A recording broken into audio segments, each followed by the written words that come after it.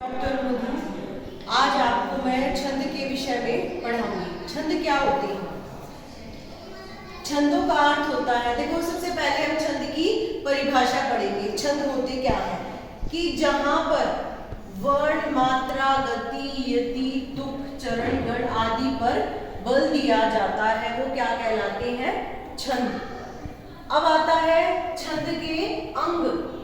वर्ण क्या होता है, क, ख, ग, वह छोटी से छोटी इकाई जिसके टुकड़े ना किए जा सके वो वर्ण कहलाते हैं। मात्रा, मात्राएं छोटी और बड़ी मात्राएं, मात्राओं का अहम रोल होता है छंदों में। ठीक है, ये इसको मैं आपको अच्छे से समझाऊंगी। फिर पहले ये समझ लो गति क्या होता है। गति, जब हम काव्य साहित्य को पढ़ते हैं तो जो हमारी गति होती है वो गति कहलाती है। यति, पढ़ते पढ़ते जब हम बीच में रुक जाते हैं, जहाँ अल्प विराम आता है वो यति कहते हैं। और बहुत सारे हमारे काव्य साहित्य में ऐसे शब्द होते हैं जो तुक के लिए लगाए जाते हैं। ठीक है। चरण, काव्य को 4 चरणों में विभाजित किया जाता है, 6 चरणों में विभाजित किया जाता है, वो चरण कहलाते हैं। गण, गण क्या आता है, 3 वर्णों का समूह या 3 वर्णों का जो शब्द होता है, जैसे कमल है, कमल क्या कहलाता है, गण कहलाता है। यहां तक समझ में आया। देखो, अब हम पढ़ते हैं मात्रा। मात्रा क्या होती है, लघु और गुरु। देखो, इन मात्राओं से ही हम छंद निकालेंगे कि कैसे निकालते हैं। गुरु में एक मात्रा होती है, लघु में होती है 1 मात्रा, गुरु में होती है 2 मात्राएं, जिसका अंग्रेजी के एस अक्षर जैसा चिन्ह होता है। इससे हम समझते हैं। देखो, छोटी मात्राएं कौन कौन सी होगी, अ, छोटी ई, छोटा ऊ, चंद्र बिंदु, री। ठीक है, ये सारी क्या है, छोटी मात्राएं हैं। ठीक है, इनको कैसे गिनेंगे, 1 मात्रा। कैसे गिनेंगे, 1 मात्रा। जैसे कमल है, कमल, एक मात्रा, 1 मात्रा, तो कितनी होगी टोटल, 3 मात्राएं। कितनी हो गई, 3 मात्राएं हो गई। ठीक है, समझ में आया। अगर आप इनको याद कर लेते हो, अ, छोटी ई, छोटा ऊ, चंद्र बिंदु जहां पर लगा है, री री से ऋषि की मात्रा जहां पर लगी है, इनको ध्यान रख लेते हैं, बाकी सारी मात्राएं बड़ी मात्राओं में आ जाएंगी। देखो, आ, बड़ी ई, बड़ा ऊ, ए, आई, ओ, औ, अंग से अंगूर, अ, खाली। ठीक है, जहां पर ये होंगी वहां पर क्या आ जाएगा, बड़ी मात्रा। बड़ी मात्रा को हम एस से, इससे समझते हैं, लेकिन हम अपनी सहूलियत के लिए 2 सीधे लिख लेते हैं, 2 मात्राएं हो गई। ठीक है, जैसे गीता, गीता। अब गीता में देखो, बड़ी ई है, ये भी बड़ी ई, ये क्या होगी, 2। आ है, ये रहा आ, तो कितनी होगी, 2। टोटल कितनी मात्राएं होगी, 4 मात्राएं होगी। समझ आया इतना। ठीक है, अब मात्राएं हमने सीख ली, छोटी मात्रा, बड़ी मात्रा। ठीक है, अब इनसे भी अलग कुछ मात्राएं होती हैं, जैसे आधा व, आधा अक्षर पहले आ गया। ठीक है, तो इसको हम क्या करेंगे, जैसे व्यक्ति है, व्यक्ति, वे, ये। ठीक है, तो इसको हम गिनेंगे 1 मात्रा में। अगर इस वर्ण से पहले आधा आ जाएगा तो ये मात्रा 1 गिनी जाएगी। अगर ये आता है भक्त, भ, आधा, क, इसके बाद में आई है, तो इस नियम के आधार पर ये मात्रा 2 गिनी जाएगी। ठीक है, ये हो गई टोटल 3 मात्राएं। तो भक्त में कितनी मात्राएं हो गई, 3 मात्राएं। ठीक है, और इसके साथ साथ आता है जैसे वसंत, बसंत, सा के ऊपर अंकी बिंदी आ गई, 1 मात्रा। अंकी बिंदी है, अंकी बिंदी आती है हमारी 2 मात्रा, गुरु हो जाएगा ये। ठीक है, और 1 मात्रा, टोटल हो गई 4 मात्राएं। ठीक है, ये नियम है जहां पर आपको ध्यान रखना है। देखो, अंग से अंगूर, ठीक है, तो किस में आती है? बड़ी मात्रा में आती है। ठीक है, अ खाली जहां पीछे हलंत आ जाता है तो वहां पे भी गुरु ही होगा, यानी कि दो मात्राएं वहां पर लगेंगी। ठीक है, समझ में आई ये चीज। इसके साथ साथ आपको देखो एक उदाहरण करके देख लेते हैं। उदाहरण की सहायता से आपको अच्छे से समझ में आ जाएगा कि रहीमन पानी राखिए बिन पानी सब सून, पानी गए न उबरे मोती मानस चून। अब इस उदाहरण की सहायता से हम मात्राओं को गिनना सीख लेते हैं कि कैसे मात्राएं हम गिनेंगे। देखो र क्या है? एक मात्रा। ही छोटी ई है तो एक मात्रा। क्या है? मा एक मात्रा, ना एक मात्रा। ठीक है, पानी आ बड़ा आ है, दो मात्रा। नी बड़ी ई है, दो मात्राएं। रा आ गया, क्या है? दो मात्रा। खा का छोटी की मात्रा है तो एक मात्रा। ये किस में आता है? गुरु में, तो यहाँ पे दो मात्रा आ गई। ठीक है, ये हो गई हमारी आधी पंक्ति की, मतलब पहले चरण में। अब आ गया बिन, छोटी ई की मात्रा है तो एक मात्रा, ना में एक मात्रा। पानी आ की मात्रा है, दो मात्रा। बड़ी ई की मात्रा है, दो मात्राएं होगी। स एक मात्रा, व एक मात्रा। ठीक है, ऊ की बड़े ऊ की मात्रा है, दो मात्राएं आ गई, ना एक मात्रा। ठीक है, समझ में आया? अब इसी तरह पानी दो मात्रा, ना में नी बड़ी की मात्रा है, दो मात्रा। एक मात्रा गा में ए क्या है? गुरु है तो यहाँ पे दो मात्रा आ गई, एक मात्रा। बड़ा ऊ है, दो मात्रा। ब में एक मात्रा, रे एक ही मात्रा है। ठीक है, तो यहाँ पे दो। मोती दो, ता बड़े की मात्रा है तो दो मात्राएं आ गई। ठीक है, ये भी गुरु होगा। माँ ना का छोटे ऊ की है एक मात्रा, सा में एक। च का बड़े ऊ की मात्रा है, दो मात्राएं आएंगी यहाँ पे, अब एक। ठीक है, अब इनको हम गिन लेते हैं। 1 2 3 4, 4 5 6 7 8 9 10 11 12 13। ठीक है, तो इसमें हो गई 13 मात्राएं। पहला चरण है, इसमें हो गई 13 मात्राएं। अब इसमें देखो 1 2 3 4 5 6 7 8 9 10 11। अब दूसरे चरण में आ गई 11 मात्राएं। ठीक है,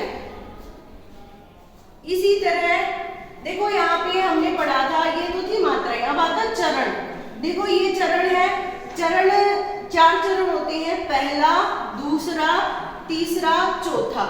पहला, तीसरा, दूसरा, चौथा। देखो पहला तीसरा हो गया विषम, क्या मानेंगे इसको हम? विषम। और ये हो गया सम। ठीक है, विषम क्या होता है? विषम और सम संख्या कौन सी होती है? सम जिसको हम 2 से भाग कर सकते हैं। ठीक है, क्या होते हैं? 2 से भाग, 2 और 4। विषम हो गया पहला और तीसरा। तो पहली और तीसरी, पहली और तीसरी पंक्ति हो गई। ये पहली पंक्ति, ये तीसरी पंक्ति, ये दूसरी पंक्ति, ये चौथी पंक्ति। ठीक है, अब ये इसमें 13 मात्राएं, इसमें 11 मात्राएं, इसमें आ गई 13 मात्राएं। काउंट करके देखना, इसमें 13 आएंगी, इसमें 11 आएंगी। देखो पहले और तीसरे में समान, दूसरे और चौथे में समान, तो कौन सा छंद होगा यहाँ पे? दोहा छंद होगा। ठीक है, समझ में आया इतना? अब आगे आता है छंद के प्रकार। देखो ये हमने उदाहरण कर लिया, हम अच्छे से सीख गए कि मात्राओं को किस तरह निकालते हैं। अब आता है छंद के प्रकार। छंद के 3 प्रकार होते हैं। पहला होता है वार्णिक छंद, दूसरा होता है मात्रिक छंद, तीसरा होता है मुक्त छंद। देखो हमारे मोस्टली 99% क्वेश्चन आते हैं मात्रिक छंद में से, तो सबसे पहले हम मात्रिक छंद कर लेते हैं। मात्रिक छंद 3 प्रकार का होता है, सममात्रिक, अर्धसममात्रिक और तीसरा विषम मात्रिक। देखो सम से ही हमें समझ में आ रहा है कि सारी मात्राएं समान होंगी। ठीक है, सममात्रिक मतलब सभी चरणों में मात्राएं समान रहेंगी, अर्धसममात्रिक में आधी समान। ठीक है, अर्ध सम मतलब आधी समान मात्राएं। विषम में होगा सभी चरण में मात्राएं अलग अलग होंगी। चरण समझते हो, पहला चरण, दूसरा चरण, तीसरा चरण, चौथा चरण, ठीक है।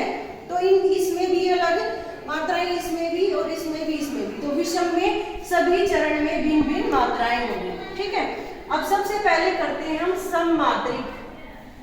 सममात्रिक सभी चरणों में समान मात्राएं।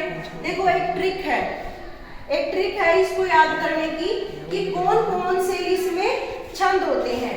चारों गीत हरि गीतिका, अगर आप ये याद कर लेते हो, चारों गीत हरि गीतिका, चा से चौपाई, रो से रोला, गीत से गीतिका और हरि गीतिका।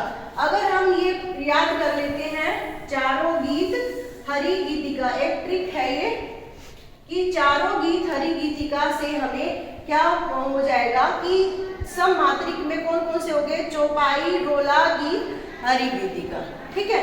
अब चौपाई में सारी मात्राएं समान होगी। सममात्रिक में चौपाई में सारे तीनों चरणों में, पहले, दूसरे, तीसरे, चौथे, पहले में भी 16 मात्रा, दूसरे में भी 16, तीसरे में भी 16 और चौथे में भी 16, मतलब चारों ही चरणों में 16-16 मात्राएं होंगी, ठीक है। चौपाई और रोला में क्या होंगी, 24-24, हर चरण में 24-24 मात्राएं होंगी। और गीतिका में 26-26 मात्राएं होंगी। ये आपको एक फॉर्मूले की तरह याद करना होगा, तभी आप छंद कर पाओगे। फिर है हरि गीतिका में सभी चरणों में 28 मात्राएं होंगी, ठीक है। समझ में आया? देखो सममात्रिक, सम मतलब समान, सभी चरणों में समान मात्राएं होंगी, वहां क्या होगा, सममात्रिक छंद। सममात्रिक के हैं चारों गीत हरि गीतिका। चारों गीत हरि गीतिका से हम इनके नाम याद कर सकते हैं, चौपाई, रोला, गीतिका, हरि गीतिका। हम कंफ्यूज नहीं होंगे कि कौन कौन सी सममात्रिक छंद है, चौपाई, रोला, गीतिका, हरि गीतिका, ठीक है। अब इनकी संख्या याद करनी पड़ेगी। अगर 16 हर चरण में 16 मात्राएं हैं तो हम समझ जाएंगे वहां पे चौपाई छंद है। अगर 24-24 है तो हम समझ जाएंगे कि रोला है, ठीक है। इसी तरह हम इसको कर लेंगे। अब आता है अर्ध सममात्रिक। अर्ध सममात्रिक मतलब आधी समान मात्राएं, पहले, दूसरे, तीसरे और चौथे में, ठीक है। पहले, तीसरे में आधी समान, अर्ध सममात्रिक आधी समान, पहले, तीसरे में सेम मिलेंगी, दूसरे और चौथे में समान मिलेंगी, ठीक है। जैसे पहले और तीसरे में आ गई 13 मात्राएं, दूसरे और चौथे में आ गई 11 मात्राएं। तो हम क्या मानेंगे, यहाँ पे दोहा छंद है, हम मात्राएं निकालेंगे। देखो यहाँ पे क्या आया था, रहीमत पानी राखे बिन पानी सब सून, पानी गई न उबरे मोती मानस सून। पहले में 13 निकली थी, 13 मात्राएं हमारी दोहा छंद में है, ठीक है। दूसरे में निकली थी 11 मात्राएं, 11 है, ठीक है। और यहाँ पे 13, यहाँ पे 11, तो पहले और तीसरे में आ गई हमारी 13 मात्राएं और दूसरे और चौथे में आ गई हमारी 11 मात्राएं। तो कौन सा छंद हो गया हमारा, दोहा, ठीक है। और सबसे ज्यादा कंफ्यूजन होती है दोहा और सोरठा में। देखो बस हमारी सम विषम का ध्यान रखना है। इसमें पहले और तीसरे में यानी कि विषम में 13 होती हैं, यहाँ विषम में 11 होती हैं। कई बार हम कंफ्यूज हो जाते हैं 11 और 13 में, तो हमें देखना है दोहा, ठीक है। दोहा में क्या है, ये इससे छोटा है सोरठा, सोरठा 3 है इसमें शब्द, इसमें 2 है। तो जहाँ 2 शब्द है वहां पहले में 13 आएंगी, सोरठा में 13 आएंगी। एक इस तरह से भी कर सकते हो।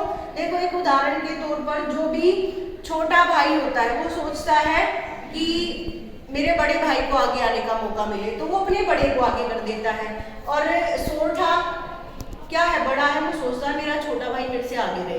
ये एक उदाहरण के तौर पर आप कर लेना कि ट्रिक से करो, कैसे भी करो, आपको याद करना है कि कैसे करेंगे। कि दोहा में 13 मतलब पहले और तीसरे में विषम में आएगी 13 मात्राएं, सोरठा में आएगी 11 मात्राएं, ठीक है। अब आता है बरवे। बरवे में होती है पहले और तीसरे में आएगी 12, दूसरे और चौथे में आएगी 7, ठीक है, दूसरे और चौथे में। उलाला में पहले और तीसरे में आएगी 15 और दूसरे और चौथे में आएगी 13 मात्राएं। समझ में आ गया यहाँ तक। अर्ध समात्रिक छंद कौन कौन से होते हैं? दोहा, सोठा, बरबैठ, उलाला। ठीक है, अब ये आपको याद करना पड़ेगा कि दोहा में कितनी कितनी मात्राएं हैं। सम विषम समझ में आ गया। सम और विषम मतलब सम क्या होता है जिसको हम 2 से भाग कर सकते हैं, दूसरा और चौथा। विषम होता है पहला और तीसरा। ठीक है, समझ में आ गई। तो पहले और तीसरे में क्या हो गया? विषम, दूसरा और चौथा सम। तो इसी तरह पहले तीसरे में समान, दूसरे और चौथे में समान मात्राएं रहेंगी। अब आता है विषम मात्रिक। विषम मात्रिक में सभी चरणों में भिन्न भिन्न मात्राएं आपको मिलेंगी और ये 2 छंदों के मिला के एक छंद बनता है। ठीक है, जैसे कुंडलिया छंद बनेगा दोहा और रोला को मिला के। दोहा और रोला को मिला दोगे, दोहा ये रहा, और रोला को मिला दोगे तब बनेगा कुंडलिया छंद। और छप्पे बनेगा रोला प्लस उलाला को, रोला और उलाला को मिला दोगे तब बनेगा छप्पे। ठीक है, ये होता है विषम मात्रिक। अब इनके उदाहरण चौपाइका की समात्रिक, अर्धसमात्रिक, मिश्र मात्रिक का हम अगली कक्षा में उदाहरण सहित इनको हम पढ़ेंगे। ठीक है, समझ आया?